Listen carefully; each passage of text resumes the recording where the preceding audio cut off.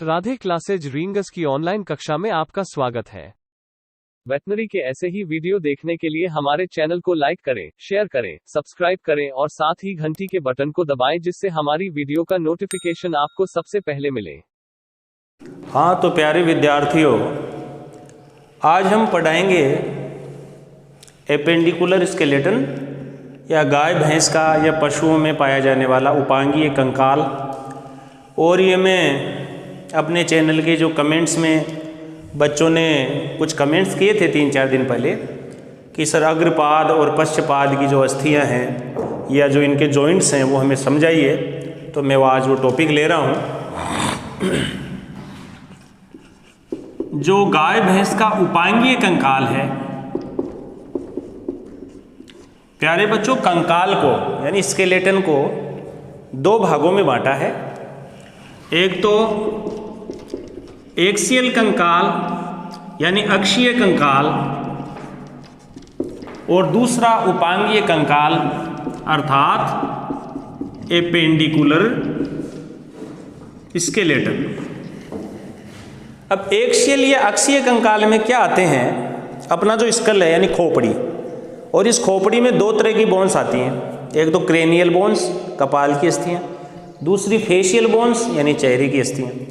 इसके बाद में आती हैं अपनी वर्टिब्रास, जो स्पाइनल कॉलम है रीढ़ की हड्डी, उसमें cervical vertebrae, thoracic vertebrae, lumbar vertebrae, sacral vertebrae, coccygeal vertebrae, ये मिलकर और फिर इसके बाद में पसलियां और फिर स्टर्नम, ये बनाती हैं अक्षीय कंकाल।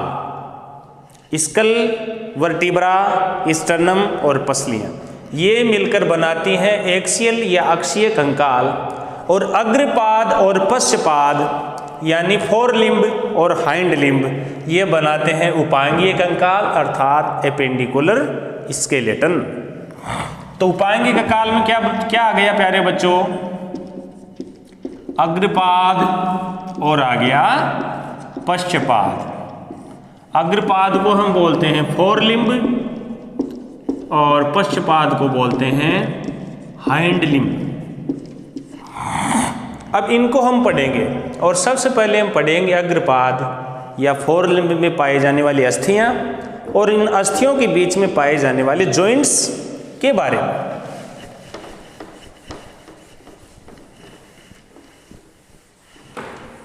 तो प्यारे बच्चों, हम गाय भैंस भेड़ बकरी या पशुओं के अग्रपाद के बारे में बात करें तो अग्रपाद की जो सबसे पहली अस्थि है प्यारे बच्चों, ये एक प्रकार की फ्लैट बोन भी है। ये मैं टाइप्स ऑफ बोन में पढ़ा चुका हूँ आपको। समतल अस्थि फ्लैट बोन है जिससे हम बोलते हैं स्केपुला, और इस पर ये पाया जाता है एक स्पाइन। और ये मैं बताऊंगा शुरुआत में कि स्पाइन क्या होता है, लंबा नुकीला बेलनाकार उभार। ये जो स्पाइन पाया जाता है इस स्केपुला में, मैं पहले नाम लिख दूं कि इस बोन का नाम क्या है प्यारे बच्चों। अग्रपाद की जो पहली अस्थि है इसका नाम है स्केपुला, और इसको हम स्केपुला को ब्लेड बोन के नाम से भी जानते हैं। कभी कभी सवाल ऐसे भी आते हैं, ब्लेड बोन क्या है, ब्रेस्ट बोन क्या है, केनन बोन क्या है, स्प्लिंट बोन क्या है, पीसीफोरम बोन क्या है, तो सवाल आते हैं, तो याद रखना बहुत जरूरी है। तो स्केपुला को हम ब्लेड बोन के नाम से भी जानते हैं। इसके बाद में जो ये स्पाइन है प्यारे बच्चों, ये इस स्केपुला को हमेशा याद रखिए, ये 1:3 में बांटता है। कभी कभी ये भी आता है गाय भैंस भेड़ बकरी में इधर 1 और इधर 3, 1:3 में बांटता है।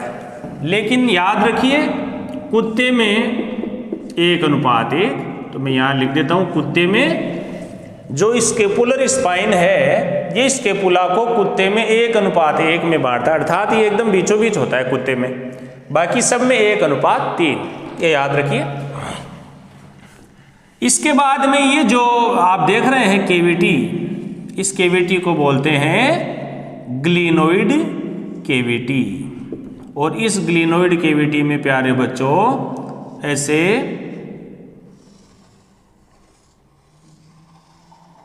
ह्यूमरस का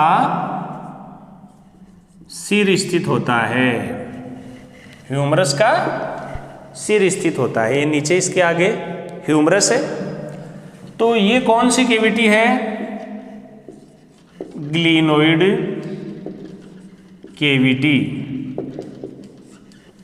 और इस स्केपुला की ग्लिनोइड कैविटी में ह्यूमरस का, ये मैं लिख दूं यहां पर, कौन सी बोन है? ह्यूमरस। जो स्केपुला के बाद की दूसरी अस्थि है, इसको हम क्या बोलते हैं? ह्यूमरस। अब देखिए प्यारे बच्चों, यहां पर एक प्रोसेस होता है। देखो ऐसे मैं बना दूं इसको, ऐसे चौंच सा, ये प्रोसेस है। इस प्रोसेस को बोलते हैं एक्रोमियन प्रोसेस। ये बहुत सी बार परीक्षाओं में आ जाता है सवाल, एक्रोमियन प्रोसेस किस हड्डी में पाया जाता है? तो जवाब होगा स्केपुला में। और एक्रोमियन प्रोसेस महत्वपूर्ण क्यों है प्यारे बच्चों? क्योंकि ये acromion process he point of shoulder बनाता है। कभी कभी ऐसे सवाल भी पूछते हैं कि पॉइंट ऑफ शोल्डर, कंधे का पॉइंट, पॉइंट ऑफ होक जॉइंट का पॉइंट कौन बनाता है? इस प्रकार से सवाल आते हैं। तो पॉइंट ऑफ शोल्डर, शोल्डर का मतलब कंधा, तो पॉइंट ऑफ शोल्डर कौन बनाता है? स्केपुला का एक्रोमियन प्रोसेस। और ये प्रोसेस प्यारे बच्चों, ये भी आता है, मैं लिख दूं, हॉर्स में एब्सेंट होता है। ये भी सवाल महत्वपूर्ण है। स्केपुला में एक्रोमियन प्रोसेस नहीं पाया जाता। किसकी? हॉर्स की, यानी घोड़े की स्केपुला में ये एक्रोमियन प्रोसेस नहीं पाया जाता। ये याद रखने वाली बात है। इसके बाद में ये ह्यूमरस आया। इसके बाद में प्यारे बच्चों क्या आएगा?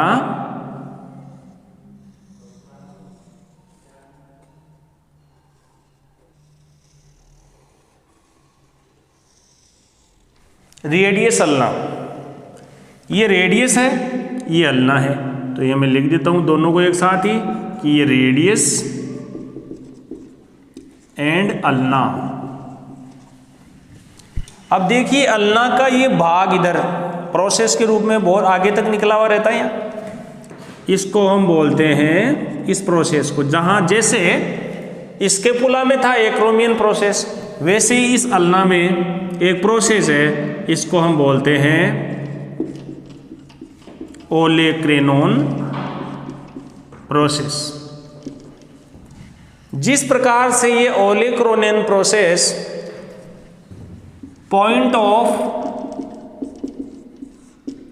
एल्बो, एल्बो मतलब कोहनी, कोहनी का पॉइंट बनाता है, जैसे ये acromion process point of shoulder बनाता है, वैसे ही ये olecranon process point of elbow बनाता है। तो ध्यान रखने वाली बात है, पॉइंट ऑफ एल्बो। एल्बो मतलब एल्बो जॉइंट है, या मैं बताऊंगा आपको, ये जॉइंट्स आगे बताऊंगा, पहले हड्डियों के नाम लिख देता हूं मैं। ह्यूमरस के बाद में रेडियस अल्ना। रेडियस अल्ना के बाद में प्यारे बच्चों कार्पल्स आती हैं। क्या आती हैं? कार्पल्स। ये कार्पल्स हैं, और ये मैं लिख देता हूं कौन सी कार्पल्स हैं।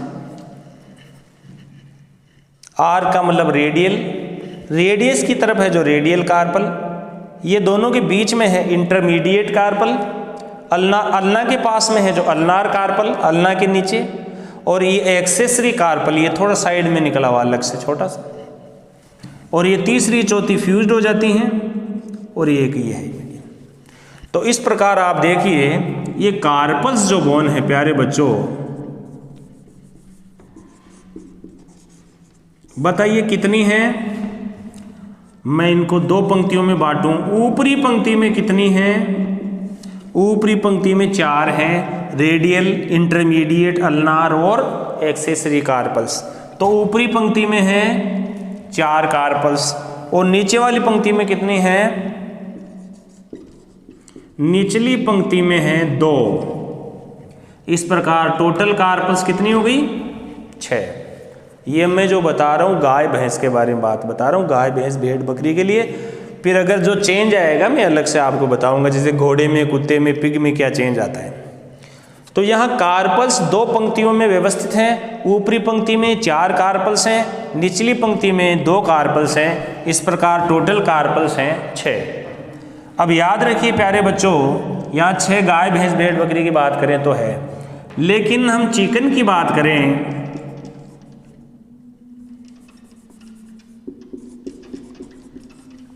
चिकन यानी मुर्गा, मुर्गे में कार्पल अस्थियों की संख्या कितनी है?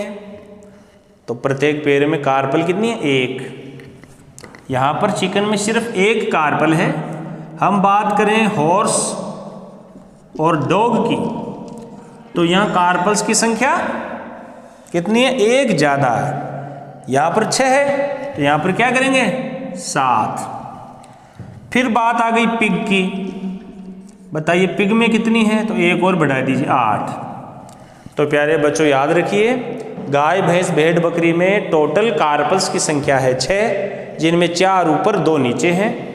टोटल हैं 6, लेकिन अगर मुर्गे की बात करें तो कार्पल कितनी है? सिर्फ 1। हॉर्स की और डॉग की बात की जाए तो कार्पल्स की संख्या 1 ज़्यादा हो जाती है, यानी 7 होती हैं। और पिग की बात करें तो 1 और ज़्यादा हो जाती है, जिनको हम बोलते हैं 8।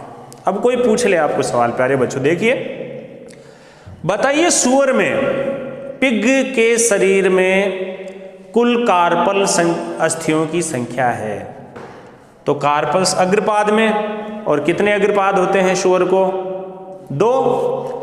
तो पिग में कार्पल्स की संख्या 8 है, तो 2 पैरों में कितनी हो जाएगी? 16। तो पिग में टोटल कार्पल्स की संख्या कितनी होगी? 16। पूछा जाए घोड़े में टोटल कार्पल्स कितने हैं? तो 14। मुर्गे में पूछा जाए टोटल कार्पल्स कितनी है? तो 2, क्योंकि 2 है ना हाथ। फिर पूछा जाए गाय भैंस भेड़ बकरी में टोटल कार्पल्स कितनी है? तो 12, क्योंकि पैर आगे वाले 2 हैं। ये मैं प्रत्येक पैर की बात कर रहा हूँ। तो इस प्रकार आप बहुत अनेक सवालों के जवाब दे सकते हैं, आपको कन्फ्यूजन नहीं होना है। तो इस प्रकार 2 पंक्तियों में कार्पल्स। फिर इसके बाद में कार्पल के बाद में प्यारे बच्चों आता है मेटाकार्पल।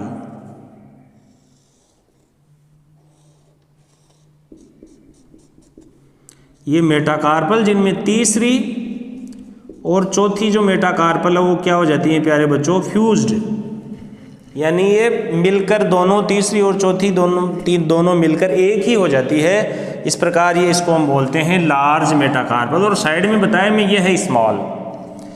तो मेटाकार्पल की संख्या गाय भैंस भेड़ बकरी में कितनी होगी? 2। एक तो ये होगी जो दोनों मिलकर 1 होगी, तीसरी और चौथी 1, और ये साइड वाली 2। इसको हम बोलते हैं स्मॉल और इसको हम बोलते हैं लार्ज। लेकिन है क्या ये दोनों? मेटाकार्पल। आ गई समझ में बात? तो स्मॉल मेटाकार्पल और एक लार्ज मेटाकार्पल, इस प्रकार से 2 मेटाकार्पल हो गई गाय भैंस भेड़ बकरी की बात करें तो। अब इसके बाद में जो फेलिंजिस है, अंगुलास्थियां हैं, मैं इनको अलग से समझाऊंगा डिजिट्स के आधार पर कि भाई कितनी अंगुलियां होती, उनके आधार पर मैं समझाऊंगा आपको अलग से। यहां पर आप देख लीजिए जॉइंट्स के नाम। ये जो स्केपुला और ह्यूमरस के बीच में जो जॉइंट है प्यारे बच्चों, इसको बोलते हैं ball and socket joint. Ball and socket.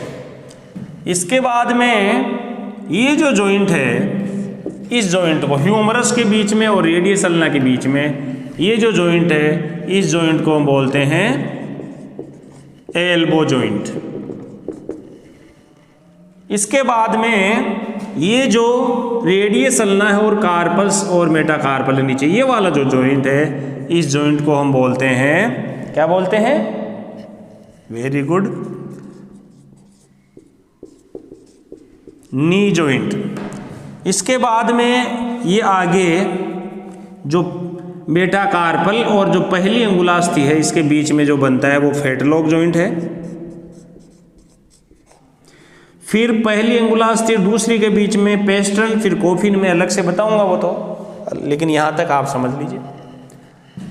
तो अब देखिए, चलो मैं यहीं पर थोड़ा समझा देता हूँ छोटा सा, तो ताकि ठीक रहेगा।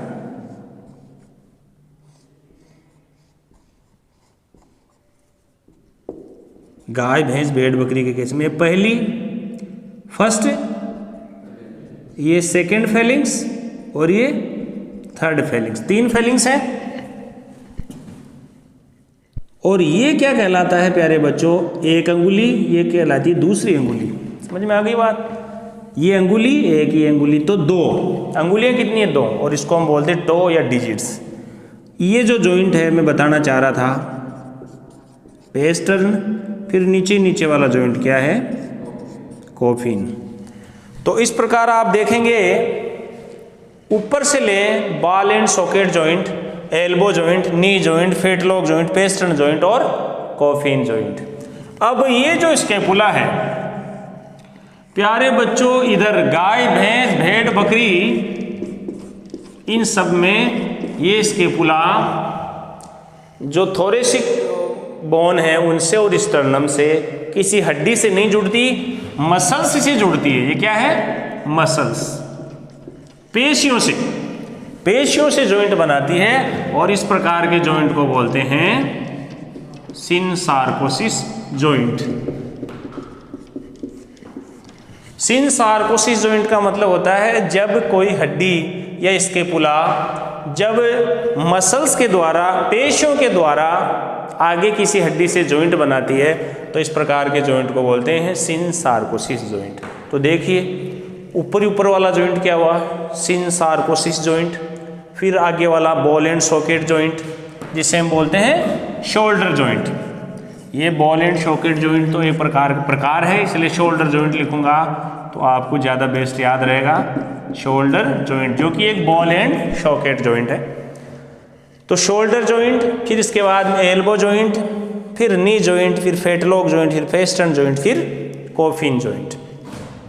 अब प्यारे बच्चों, ये तो हो गया जॉइंट्स का नाम, लेकिन कभी कभी आपको ये भी पूछ लिया जाता है कि अमुक जॉइंट किस प्रकार का जॉइंट है। जैसे वो ग्लाइडिंग जॉइंट है, वो बॉल एंड सॉकेट जॉइंट है, या हिंज जॉइंट है, सैडल जॉइंट है, ऐसे जॉइंट्स के प्रकार हैं, या पाइवोट जॉइंट है। तो आपको याद रखना है प्यारे बच्चों, ये जो नी जॉइंट है, देखिए यहाँ पर ध्यान फोकस कीजिए, ये सबके बीचों बीच वाला जॉइंट है। देखिए इसके नीचे भी 3 जॉइंट है, फेटलॉक, पेस्टर्न और कॉफिन, और इसके ऊपर भी 3 जॉइंट है। देखिए एल्बो जॉइंट, शोल्डर जॉइंट और सिनसार्कोसिस जॉइंट। तो ये बीचों बीच आ गया नी जॉइंट। और नी का मतलब क्या है? एक प्रकार से क्या है? कलाई है प्यारे बच्चों। ये क्या है? कलाई।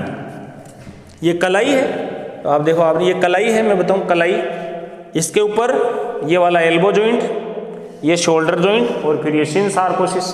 फिर कलाई से नीचे 3 देखिए, फेटलॉक जॉइंट, पेस्टर्न जॉइंट और अंतिम कॉफिन जॉइंट। तो इस प्रकार बीचों बीच क्या है? ये कलाई वाला जॉइंट। अब टाइप याद रखने के लिए एक अपनी छोटी सी ट्रिक है, वो आप आराम से याद रख सकते हैं कलाई से। कैसे याद रखेंगे? और आपको एक गाना सुना होगा आपने फिल्म में, गोरी है कलाई। तो गोरी है कलाई जी में जॉइंट है गलाई। तो कैसे याद रहेगा? कलाई का मतलब गलाई, गलाई का मतलब ग्लाइडिंग जॉइंट। आप देखिए आराम से याद रहेगा। मैंने क्या कहा? गोरी है कलाई जी में जॉइंट है गलाई, यानी ग्लाइडिंग जॉइंट। देखो ये ग्लाइडिंग प्रकार का जॉइंट है। समझ में आ गई बात? फिर इसके बाद में क्या याद रखना? गोरी है कलाई जी में जॉइंट है गलाई, ऊपर नीचे नाचे हिंजड़ा। ऊपर नीचे नाचे हिंजड़ा, अर्थात इस जॉइंट नी जॉइंट से एक ऊपर एक नीचे वाला जॉइंट कौन सा है? एक तो फेटलॉक जॉइंट और एक एल्बो जॉइंट। ये दोनों ही हिंजड़ा का मतलब हिंज जॉइंट है, हिंज प्रकार का जॉइंट है। और ये भी प्यारे बच्चों हिंज प्रकार का जॉइंट है। तो दोनों इसके ऊपर नीचे वाले देखिए।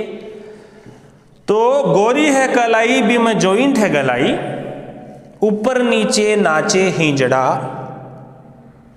सिर पे तेरे बाल हैं बिखरे। सिर पे तेरे बाल हैं बिखरे। तो सिर वाला मतलब इसके सिर ऊपर बाल, ये वाला जॉइंट बाल है तेरे। बाल का मतलब क्या आ गया प्यारे बच्चों? बाल एंड सॉकेट जॉइंट। ठीक है, तो ये बॉल एंड सॉकेट प्रकार का जॉइंट है। यानी एक हड्डी का बॉल, जैसे ह्यूमरस का ये सिर है, ये बॉल की तरह काम करता है, और इसके पुला की जो ग्लिनोइड कैविटी है ये एक प्रकार से सॉकेट का काम करती है। तो बॉल एंड सॉकेट जॉइंट। तो क्या हुआ देखिए, गोरी है कलाई जी में जॉइंट है गलाई, ऊपर नीचे नाचे हिजड़ा, सिर पे बिखरे बाल हैं तेरे, सिर पे बिखरे बाल हैं तेरे, पैरों में सैंडल। ये देखो ये सैंडल है, दोनों ही पैरों में आ गए, दोनों ही सैडल प्रकार के जॉइंट है। पेस्टन और कॉफिन दोनों ही सैडल प्रकार के जॉइंट है, क्योंकि पैर में आ गया नीचे सारा। तो मैं क्या कर रहा हूं, गोरी है कलाई जी में जॉइंट है गलाई, ऊपर नीचे नाची हिजड़ा, सिर पे बिखरे बाल है तेरे, पैरों में सैंडल, सुन में है सिन सार्कोसिस। सुन का मतलब ऊपर, जैसे बहुत से पहले के लोग जब ध्यान मग्न होते थे, समाधि में लीन होते थे, सुन में जाते थे, ऐसे ऊपर सोचते थे, ऊपर ही ऊपर ब्रह्मांड में, भंवर गुफा में। तो सुन में है सिन सार्कोसिस। देख जरा अनुप्रास अलंकार, सुन में है, सुन का मतलब सिन, सुन में है सिन सार्कोसिस, कैसे करूं मैं हैंडल। तो आप कैसे लिखना है, गोरी है कलाई जी में जॉइंट है गलाई, ऊपर नीचे नाचे हिजड़ा, सिर पे बिखरे बाल है तेरे, पैरों में सैंडल, सुन में है सिन सार्कोसिस, कैसे करूं मैं हैंडल। तो कितना अच्छा शेर बना है। गोरी है कलाई जी में जॉइंट है गलाई, ऊपर नीचे नाचे हिजड़ा, सिर पे बिखरे बाल है तेरे, पैरों में सैंडल, सुन में है सिन सार्कोसिस, कैसे करूं मैं हैंडल। आ गया समझ में। तो देखो आपको पता होगा, जो बीचों बीच वाले वो कलाई जॉइंट, ये कलाई वाला जॉइंट है, ये लेना बीचों बीच, जिसमें जॉइंट है गलाई, यानी ग्लाइडिंग प्रकार का जॉइंट। तो आपको पूछ लेते हैं, बताइए निम्न में से ग्लाइडिंग प्रकार का जॉइंट है, तो ऑप्शन में वो यही रहेगा, elbow joint, shoulder joint, fetlock joint, pastern joint या नी जॉइंट। तो जवाब क्या हो गया, नी जॉइंट। निम्न में से हिंज जॉइंट का प्रकार है, तो हिंज जॉइंट में दोनों है प्यारे भाइयों, एल्बो जॉइंट और फेटलॉक जॉइंट। तो याद रहेगा ना, इसीलिए सैडल प्रकार का जॉइंट है पेस्टन और कॉफिन। सिन सार्कोसिस वाला जॉइंट कौन है, जो स्केपुला मांसपेशियों के साथ जॉइंट बनाती है, वो बोलते हैं सिन सार्कोसिस। फिर शोल्डर जॉइंट कौन सा है, जो स्केपुला और ह्यूमरस के बीच बनता है, ये बॉल एंड सॉकेट प्रकार का जॉइंट है। अब देखो ध्यान रखना, कभी कभी ये भी पूछते हैं, बीचों से यहाँ से शुरुआत हो गई, ये नॉन एक्सियल जॉइंट है प्यारे बच्चों, नॉन एक्सियल। देखो यहां से नॉन से शुरुआत करनी। नॉन एक्सियल का मतलब ये ऐसा जॉइंट है जो किसी भी अक्ष के सापेक्ष गति नहीं करता। ऐसे तो होता है, लेकिन किसी अक्ष के सापेक्ष ये घूर्णन नहीं कर सकता, जैसे पृथ्वी किसी अक्ष के सापेक्ष घूर्णन करती है। तो ग्लाइडिंग जॉइंट एक प्रकार का नॉन एक्सियल जॉइंट है, अर्थात किसी भी अक्ष के सापेक्ष ये गति नहीं करता। अब देखिए ऊपर नीचे, वैसे ऊपर नीचे में एक एक लगा दीजिए, ये मोनो एक्सियल जॉइंट है, मोनो एक्सियल जॉइंट है ये भी, और इसके नीचे वाला ये भी मोनो एक्सियल, क्योंकि दोनों ही हिंज हैं तो वो तो मोनो एक्सियल ही होंगे। तो ये नॉन एक्सियल, ये मोनो एक्सियल। एक मोनो का मतलब एक, यानी जो हिंज जॉइंट है प्यारे बच्चों, किसी एक अक्ष के सापेक्ष ये गति करते हैं, किसी एक अक्ष के सापेक्ष, तो वो हिंज जॉइंट कहलाते हैं। फिर देखो बढ़ाते जाओ, मोनो का मतलब एक अक्ष है तो आगे चलते जाओ, ऊपर क्या हो जाएगा, दो अक्ष, लेकिन दो अक्ष ये नीचे तो ले लेंगे, दो अक्ष के सापेक्ष। ये जो सैडल जॉइंट है ना, ये बाई एक्सियल है, यानी दो अक्षों के सापेक्ष गति करते हैं। ये नॉन एक्सियल, ये मोनो एक्सियल, ये बाई एक्सियल, ये किसी अक्ष के सापेक्ष गति नहीं करता, ये एक अक्ष के सापेक्ष करता है, ये दो अक्ष के सापेक्ष करते हैं। ऊपर जो शोल्डर जॉइंट है ये दो अक्ष के सापेक्ष न होके प्यारे बच्चों ये पॉली एक्सियल जॉइंट है। ये ध्यान रखने वाली बात है, पूरे अग्रपाद में ये एकमात्र जॉइंट है जो पॉली एक्सियल है। पॉली एक्सियल का मतलब अनेक अक्षों के सापेक्ष ये जॉइंट गति कर सकता है, सभी दिशाओं में सभी अक्षों के सापेक्ष गति कर सकता है, वो है बॉल एंड सॉकेट जॉइंट। अग्रपाद में बात करें तो शोल्डर जॉइंट, और पश्चपाद में बात करें तो हिप जॉइंट, ये दोनों ही बॉल एंड सॉकेट जॉइंट है। ठीक है, तो यह आपको याद रखना है। ये ग्लाइडिंग जॉइंट है नॉन एक्सियल, फिर इसके ऊपर नीचे वाले मोनो एक्सियल, फिर नीचे वाला बाई एक्सियल, और ये ऊपर वाला जो शोल्डर जॉइंट है वो है पॉली एक्सियल, यानी कई अक्षों के सापेक्ष गति कर सकता है। तो इस प्रकार देखिए कितने जॉइंट हो गए प्यारे बच्चों, दोबारा से देखिए। पहला जॉइंट सिंस आर्कोसिस, दूसरा जॉइंट शोल्डर जॉइंट। तो कभी कभी सवाल ये आ जाता है स्कैपुला और ह्यूमरस के बीच में बनने वाले जॉइंट का नाम क्या है? Shoulder joint. पूछ लेगा बताइए रेडियस अल्ना और कार्पल्स के बीच में बनने वाला जॉइंट कौन सा है? Knee joint. पूछ लेगा मेटाकार्पल और फर्स्ट फेलिंक्स, मेटाकार्पल और पहली अंगुलास्थि के बीच में बनने वाला जॉइंट कौन सा है? तो फेटलॉक जॉइंट। तो इस प्रकार से आपके खूब सारे सवाल आ जाएंगे। तो बोन्स देखिए सबसे पहले scapula, humerus, radius ulna, carpals जिनकी संख्या 6 है, जबकि मुर्गे में 1, हॉर्स डॉग में 7, पिग में 8। फिर मेटाकार्पल ये 2 हैं, एक स्मॉल एक लार्ज, तो मेटाकार्पल होगी 2। इसके बाद में 2 ही अंगुलियां हैं, एक पहली अंगुली दूसरी अंगुली। अब इन अंगुलियों में जो अस्थियां हैं उनको बोलते हैं अंगुलास्थि या फेलिंग्स। तो ये first Fehling's, second Fehling's, third Fehling's. प्रत्येक अंगुली में कितनी फेलिंग्स हैं? 3। 2 अंगुलियां हैं, एक ये। पहली अंगुली में भी 3 फेलिंग्स, दूसरी अंगुली में भी 3 फेलिंग्स। समझ में आ गई बात? याद रखने वाली बात है। और मैं पहले ही बता चुका हूं जो फेटलॉक जॉइंट पर प्रत्येक ये जो जॉइंट है वहां पर प्रोक्सिमल सिसामाइड बोन 2 होती है और जो डिस्टल सिसामाइड बोन है वो 1-1 होती है। फेटलॉक जॉइंट पर टोटल कितनी होगी आप देखिए, प्रत्येक फेटलॉक जॉइंट पर टोटल सिसामाइड बोन कितनी होगी? प्रोक्सिमल 4 संख्या, 2 ये, पहली अंगुली में 2, दूसरी अंगुली में 2, तो टोटल कितनी होगी? 4। प्रोक्सिमल सिसामाइड बोन्स प्रत्येक पैर में कितनी होगी? 4। तो अब पूछ लिया जाए शरीर में, पूछ लिया गाय के शरीर में कितनी प्रोक्सिमल सिसामाइड बोन है? तो बड़ी आसानी जवाब देंगे, एक पैर में 4 है तो 2 में 8 हो जाएगी। लेकिन प्रोक्सिमल सिसामाइड बोन पश्चपाद में भी होती है, इसलिए 8 उधर भी हो गई, तो कितनी होगी टोटल? 16। इस प्रकार आप जवाब दे सकते हैं। और डिस्टल सिसामाइड बोन है 2, तो एक अग्रपाद में 2 डिस्टल सिसामाइड बोन है, तो फिर 4 पाद है, चारों में कितनी होगी? 4 दूने 8। तो डिस्टल सिसामाइड बोन की संख्या होगी 8 और प्रोक्सिमल सिसामाइड बोन की संख्या होगी 16। तो जवाब कैसा भी सवाल पूछ लिया जाए सबका आप जवाब दे सकते हैं। ग्लाइडिंग प्रकार का जॉइंट कौन सा है, हिंज प्रकार का जॉइंट कौन सा है, किस प्रकार के जॉइंट में पॉली एक्सियल मूवमेंट होता है, किस प्रकार के जॉइंट में बाई एक्सियल मूवमेंट होता है 2 अक्षों के सापेक्ष, किस जॉइंट में मोनोअक्सियल प्रकार का या एक अक्ष के सापेक्ष गति होती है, या फिर पूछ लिया जाए बताइए इन हड्डियों के बीच में जो जॉइंट है उस जॉइंट का नाम क्या है, और पूछ लिया जाए टोटल अस्थियां। अब देखिए एक सवाल और बनता है, अब आपसे पूछ लिया जाए गाय के अग्रपाद में, प्रत्येक अग्रपाद में कितनी अस्थि हैं? अग्रपाद में आप देखिए, एक स्पुला 1, ह्यूमरस 2, रेडियस अल्ना 3, 4 और ये 6 ये होगी कार्पल, 4 6 10, 2 मेटाकार्पल 12 के बाद में 13 14 15 16 17 18 हो गई फेलिंग 18। अब सिसामाइड बोन भी बताइए, 18 और 4 22 और 2 24। देखिए टोटल प्रत्येक अग्रपाद में, गाय भैंस के प्रत्येक अग्रपाद में कितनी संख्या होगी? 24 अस्थियों की। तो इस प्रकार से आप अस्थियों की संख्या भी निकाल सकते हैं। ठीक है, अब देखिए आगे।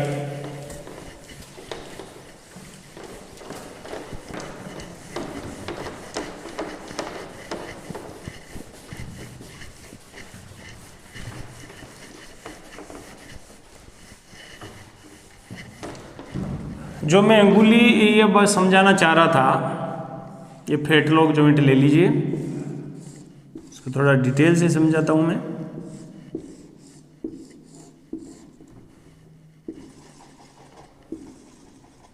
ये प्रोक्सिमल सिसामाइड बोन्स, ये डिस्टल सिसामाइड बोन्स,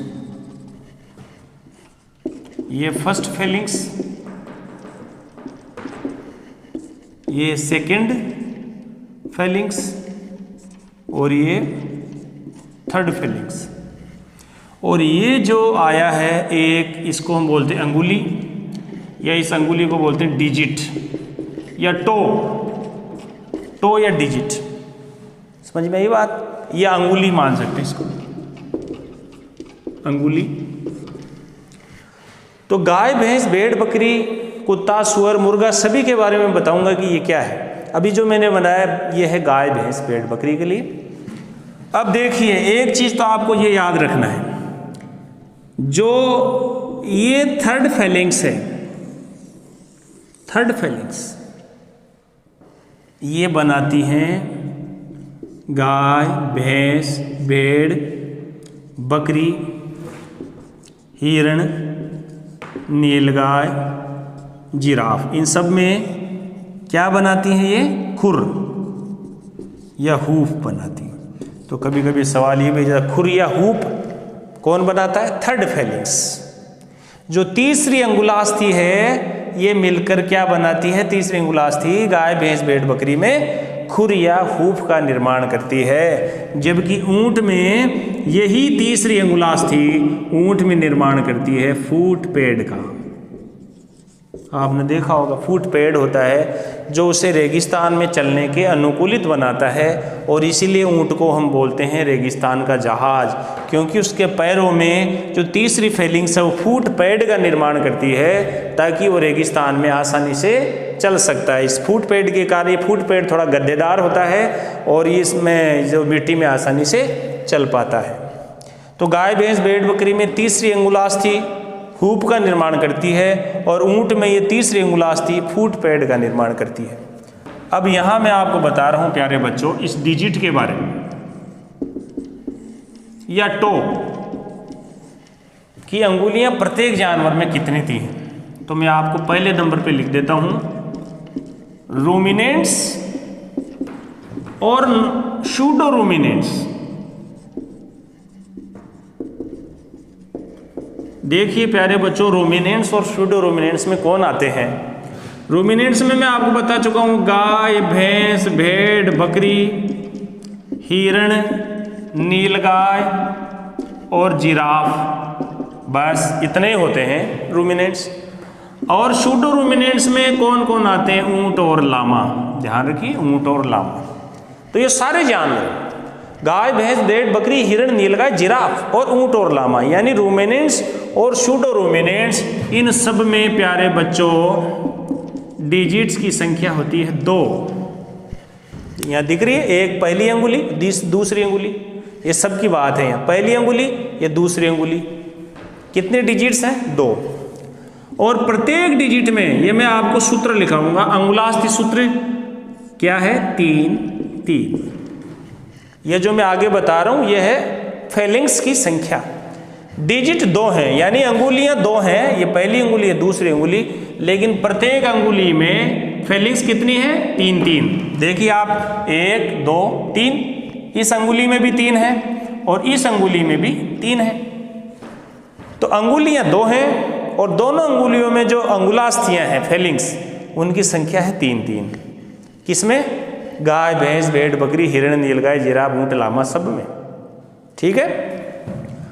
और याद रखने वाली बात आपके क्या है प्यारे बच्चों, ध्यान रखिए, लगभग सभी में क्या होता है, जितनी डिजिट्स होती हैं उतनी ही मेटाकार्पल होती है। मेटाकार्पल्स की संख्या भी उतनी होती है। जैसे मैंने पढ़ाया आपको, गाय भैंस भेड़ बकरी में अगर अंगुलियों की संख्या या डिजिट्स की संख्या 2 है तो फिर मेटाकार्पल भी 2 है, स्मॉल और लार्ज। अब आगे देखिए कितनी आसानी से आपको याद रहेगा। आगे हम ले लेते हैं पिग के बारे में। तो पिग में डिजिट्स की संख्या कितनी होती है 4। देखो अलग ही सॉरी। तो पिग में जो डिजिट्स की संख्या है यानी अंगुलियों की संख्या है ये होती है 4। तो प्यारे बच्चों लेकिन सूत्र क्या है इसका भी, क्या है सूत्र 3 3 3 3। ये अंगुलास्थियों का सूत्र है, यानी प्रत्येक डिजिट में 3 3 अंगुलास्थियां होती हैं, 3 3 3 3। तो ये हो गए अंगुलियों की संख्या तो है 4 और जो आगे अंगुलास्थियां हैं फेलिंग्स की जो सूत्र है वो है 3 3 3 3। पहली अंगुली में भी 3, दूसरी में 3, तीसरे में 3, चौथी में भी 3 अंगुलास्थियां। तो ये याद रखने वाली बात है यहाँ पर। तो बताइए मेटाकार्पल कितनी होगी इनमें, मेटाकार्पल्स की संख्या भी 4। जितनी डिजिट्स हैं उतनी मेटाकार्पल है। याद रखिए। फिर इसके बाद में आप देखिए प्यारे बच्चों, मैं बता देता हूँ पोल्ट्री के बारे में या चिकन, मुर्गी। मुर्गी में अग्रपाद और पश्चपाद दोनों का अलग अलग आएगा। वो इसलिए आएगा क्योंकि मुर्गियों में जो अग्रपाद है वो पंखों में रूपांतरित हो जाते हैं, इसीलिए जो अग्रपाद है उसमें जो डिजिट्स हैं, अग्रपाद में डिजिट्स की संख्या अलग आएगी और पश्चपाद में डिजिट्स की संख्या अलग आएगी। तो अग्रपाद में, मुर्गियों के अग्रपाद में डिजिट्स की संख्या है 3 और पश्चपाद में डिजिट्स की संख्या है 4। याद रखिए, मुर्गी के जो पैर हैं पिछले, उनमें जो अंगुलियां हैं वो 4 होती हैं और आगे वाले में 3 होती हैं। और ये सूत्र देखिए 1 to 1। अग्रपाद में जो 3 अंगुलियां हैं उनमें पहली अंगुली में तो एक ही फेलिंग्स है, दूसरी अंगुली में 2 फेलिंग्स हैं, तीसरी अंगुली में 1 फेलिंग्स है, 1 2 1। और जो पश्चपाद में जो 4 अंगुलियां हैं इनका सूत्र है लगातार, देखो 2 3 4 5। देखो, यानी पश्चपाद में, इस चिकन के, मुर्गे के पश्चपाद में जो 4 अंगुलियां हैं इनमें पहली अंगुली में 2 फेलिंग्स हैं, दूसरी अंगुली में 3 फेलिंग्स हैं, तीसरी अंगुली में 4 फेलिंग्स हैं और चौथी अंगुली में 5 फेलिंग्स हैं। तो ऐसे आपको याद रखना है चिकन के बारे में। फिर आपको लास्ट अंतिम हो गया डॉग। और डॉग में डिजिट्स की संख्या कितनी होती है प्यारे बच्चों? 5, जैसे ह्यूमन में होती है, इंसान में। तो डॉग में डिजिट्स की संख्या कितनी होती है? 5 अंगुलियां। और इसका सूत्र क्या है आपको याद रहना चाहिए। सूत्र क्या है? 2 3 3 3 3। अपने ह्यूमन की तरह देखो आप 3 3 है सभी में और अंगूठे वाली में सिर्फ 2 हैं। तो यहाँ पर आपको याद रखना 5 अंगुलियों में पहली अंगुली में 2 फेलिंग्स, फिर बाकी के सभी में 3 3 फेलिंग्स होती हैं, इंसान की तरह, कुत्ते में। तो आप देखिए प्यारे बच्चों, सभी का आ गया। गाय, भैंस, भेड़, बकरी, हिरण, नीलगाय, जिराफ, ऊंट और लामा में अंगुलियां कितनी हैं? 2। पिग में अंगुलियां कितनी हैं? 4। चिकन में कितनी है? अग्रपाद में तो 3 अंगुलियां और पश्चपाद में 4 अंगुलियां। और कुत्ते में कितनी हैं? 5 अंगुलियां। और हॉर्स और रह गया प्यारे बच्चों, घोड़ा रह गया। घोड़े में डिजिट्स की संख्या कितनी है? देखो बड़ा इंटरेस्टिंग है, डिजिट की संख्या मात्र कितनी है? 1। घोड़े में सिर्फ 1 अंगुली है और उसमें फेलिंग्स कितनी है? 3। सूत्र 1, जब 1 ही अंगुली है तो उसमें फेलिंग्स की संख्या कितनी है? 3। तो अब आप देखिए एक चीज निकल के सामने आएगी, डिजिट्स की जो संख्या है, एक तो वो हो सकती है सम संख्या में। देखिए सम संख्या में प्यारे बच्चों, सम संख्या में कहां कहां है? देखिए सम संख्या में एक तो ये 2 सम संख्या है, 4 भी सम संख्या है, 1 विषम है, 5 भी विषम है और ये 3 भी विषम है, और मुर्गे को तो छोड़ ही दीजिएगा। तो सम संख्या में जो डिजिट्स हैं प्यारे बच्चों, इनको हम कहते हैं even toed. Even toed, even का मतलब सम, टोड का मतलब अंगुलियां। समान संख्या में जिनमें अंगुलियां होती हैं, जैसे कि गाय, भैंस, भेड़, बकरी, हिरण, नीलगाय, जिराफ, ऊंट और लामा, इन सब में और पिग में। तो बताओ समान संख्या में कौन कौन हो गए? रूमिनेंट्स, शूडो रूमिनेंट्स और पिग। इनमें समान संख्या में अंगुलियां हैं, यानी विषम संख्या नहीं है, समान संख्या में, या तो 2 है और इधर 4 है, तो सम संख्या हो गई। इनको हम बोलते हैं इवन टोड या आर्टियोडेक्टाइला। आर्टियोडेक्टाइला या आर्टियोडेक्टाइल्स बोलते हैं इनको, आर्टियोडेक्टाइल्स। और प्यारे बच्चों इन्हीं में होता है एफएमडी रोग। ध्यान रखिए, अब मेडिसिन का भी सवाल आएगा जब हम वायरस जनित रोग पढ़ाएंगे। बताइए कि एफएमडी रोग किसमें किसमें नहीं हो सकता या हो सकता है? तो हॉर्स में एफएमडी हो सकता है क्या? नहीं हो सकता, क्योंकि इसमें विषम संख्या में है। डॉग में एफएमडी हो सकता है क्या? नहीं हो सकता, क्योंकि इसमें भी विषम संख्या। प्यारे बच्चों, जिन पशुओं में अंगुलियां सम संख्या में हैं, यानी इवन टोड एनिमल्स हैं, जिनको हम बोलते हैं आर्टियोडेक्टाइल्स, अर्थात जिन पशुओं की अंगुलियां सम संख्या में हैं, जैसे कि रूमिनेंट्स, सूडोरूमिनेंट्स में तो है 2 और पिग में है 4, ये सम संख्या में है, इसीलिए इनमें एफएमडी रोग की संभावना है, इनमें एफएमडी होती है। तो गाय, भैंस, भेड़, बकरी, हिरण, नीलगाय, जिराफ, ऊंट, लामा और सूअर, इन सब में एफएमडी रोग होता है, जबकि चिकन में, डॉग में, हॉर्स में एफएमडी रोग नहीं होता। ठीक है, इसलिए याद रखने वाली बात है। तो आपको कितनी भी कोई भी चीज़ पूछ सकता है आराम से, कोई पूछे बताइए डॉग में, कुत्ते में मेटाकार्पल अस्थियों की संख्या है, तो मेटाकार्पल तो केवल अग्रपाद में ही होती है, पश्चपाद में तो मेटाटार्सल होती है, तो अग्रपाद में मेटाकार्पल होती है। तो आप देखिए डॉग में टोटल मेटाकार्पल कितनी हो गई, एक पैर में 5 है तो दोनों में कितनी होगी 10, तो डॉग में मेटाकार्पल की संख्या होगी 10, आराम से बता सकते हैं। कोई पूछे बताइए डॉग के एक अग्रपाद में कितनी अंगुलास्थियां होती हैं, डॉग के प्रत्येक अग्रपाद में कितनी फेलिंग्स होती हैं, तो देखिए 2 और 3, 5, 3, 8, 3, 11 और 3, 14। कितना भी टफ सवाल हो आराम से जवाब दे। घोड़े में डिजिट की संख्या कितनी होती है, 1। अब आपसे पूछा जाए प्यारे बच्चों कि हॉर्स में प्रोक्सिमल सीसामाइड बोन्स कितनी होती है, तो एक ही अंगुली है घोड़े में, ये लो एक ही डिजिट है, एक ही अंगुली है, तो प्रोक्सिमल सीसामाइड बोन 2 ही होगी और डिस्टल सीसामाइड बोन होगी 1 प्रत्येक पैर में। पूरा पूछा जाए पूरे शरीर में अग्रपाद और पश्चपाद में ही कितनी प्रोक्सिमल सीसामाइड बोन्स हैं घोड़े में, तो बताइए एक अग्रपाद में है 2, तो चारों पैरों में कितनी हो जाएगी, 2 चौके 8, आराम से सवाल जवाब निकलता है। चाहे और जो घोड़े में डिस्टल सीसामाइड बोन है, इनको प्यारे बच्चों बोलते हैं, बहुत ही अच्छा सवाल बता, नेविकुलर बोन।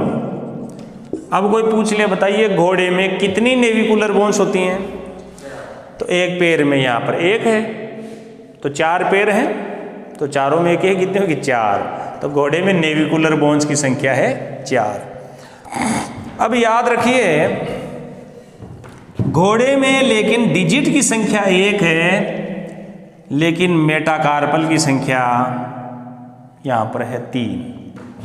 मैं यहाँ लिख देता हूँ, घोड़े में जो मेटाकार्पल है उनकी संख्या है 3।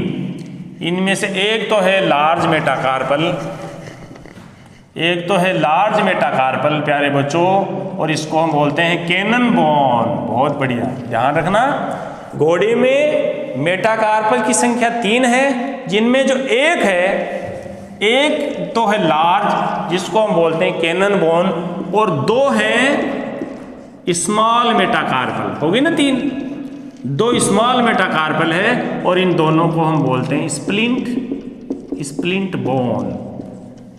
देखो अब आपको ये भी पता होना चाहिए स्प्लिंट बोन्स, तो घोड़े में स्प्लिंट बोन कितनी होगी यहाँ पर, 2 स्मॉल मेटाकार्पल को क्या बोलते हैं, स्प्लिंट बोन। लार्ज मेटाकार्पल को क्या बोलते हैं, कैनन बोन। इस प्रकार से आपको याद रखना है।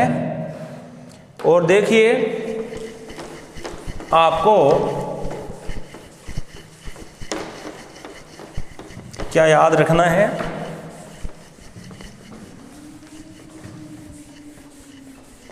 अभी जो मैंने बताया कार्पल्स के बारे में, ये RIUA radial intermediate ulnar accessory, ये तीसरी और चौथी फ्यूज है यहाँ, और ये इधर एक और है। इस प्रकार 6 हैं, ऊपर की पंक्ति में 4, नीचे की पंक्ति में 2। तो अब देखिए आप जो रेडियल कार्पल है, ये जो कार्पल की बात कर रहे हैं, ये जो रेडियल कार्पल है इसका एक अलग नाम है। फिर इंटरमीडिएट है, आई का मतलब इंटरमीडिएट, जो इंटरमीडिएट कार्पल है इसका भी अलग नाम है। फिर यू से अल्नार जो कार्पल है इसका भी अलग नाम है। फिर ए से जो एक्सेसरी है, एक्सेसरी कार्पल है, रेडियल, इंटरमीडिएट, अल्नार और एक्सेसरी RIUA। इनका देखो अलग अलग नाम क्या है, SLCP, RIUA, SLCP। एस से क्या है, स्केफोइड, L का मतलब क्या है, लूनर, C का मतलब क्या है, क्यूनिफॉर्म, P का मतलब क्या है, पीसीफॉर्म। देखिए एक्सेसरी कार्पल को हम पीसीफॉर्म के नाम से भी जानते हैं और ये ज़्यादा फेमस है। जो ये एक्सेसरी या पीसीफॉर्म बोन है, ये 6 कार्पल्स में सबसे स्मॉल है, स्मॉलेस्ट कार्पल 6 है। इन 6 में सबसे छोटी कार्पल कौन सी है, एक्सेसरी कार्पल स्मॉलेस्ट कार्पल है। और ये एक प्रकार की सीसामाइड बोन है। ये मैं बोन के प्रकार में आपको बता चुका हूँ कि जो कार्पल में एक्सेसरी कार्पल है, इसको हम सीसामाइड बोन की श्रेणी में ही मानते हैं। तो आपको पूछा जाए कौन सी कार्पल एक सीसामाइड बोन है, तो जवाब दे दीजिए पीसीफॉर्म या एक्सेसरी कार्पल। बस ये याद रखिए।